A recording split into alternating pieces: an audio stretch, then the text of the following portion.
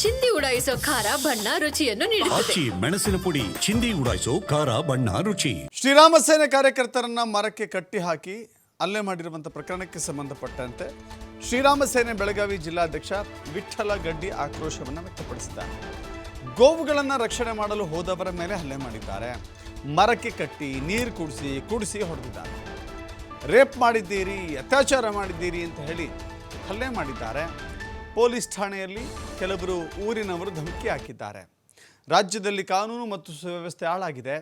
ಹಲ್ಲೆ ಮಾಡಿದವರ ಮೇಲೆ ಕ್ರಮ ತೆಗೆದುಕೊಳ್ಬೇಕು, ಇಲ್ಲವಾದರೆ ನಾಳೆ ಬೆಳಗಾವಿ ಜಿಲ್ಲೆಯಲ್ಲಿ ಹೋರಾಟ ಅಂತ ಹೇಳಿ ಎಚ್ಚರಿಕೆ ಸಂದೇಶವನ್ನು ರವಾನೆ ಮಾಡಲಾಗಿದೆ.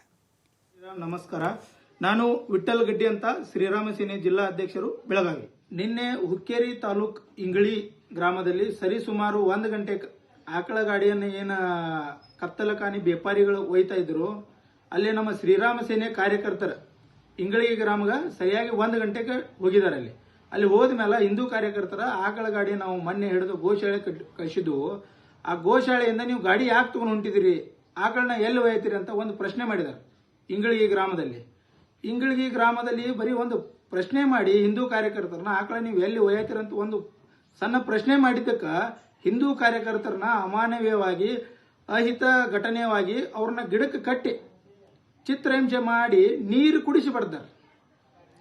ನಮ್ಮ ರಾಜ್ಯ ಸರ್ಕಾರದಾಗ, ನಮ್ಮ ಕರ್ನಾಟಕ ರಾಜ್ಯದಾಗ ಗೋ ಹತ್ಯೆ ಕಾಯ್ದೆ ನಿಷೇಧ ಅಂತ ಐತಿ. ಅದಿದ್ರೂ ಇನ್ನೂವರೆಗೂ ಯಾವುದೇ ಸರ್ಕಾರ ಆಗಲಿ ಯಾರೇ ಆಗಲಿ ಅದ್ರ ಬಗ್ಗೆ ಗಮನ ಕೊಡತ್ತಿಲ್ಲ.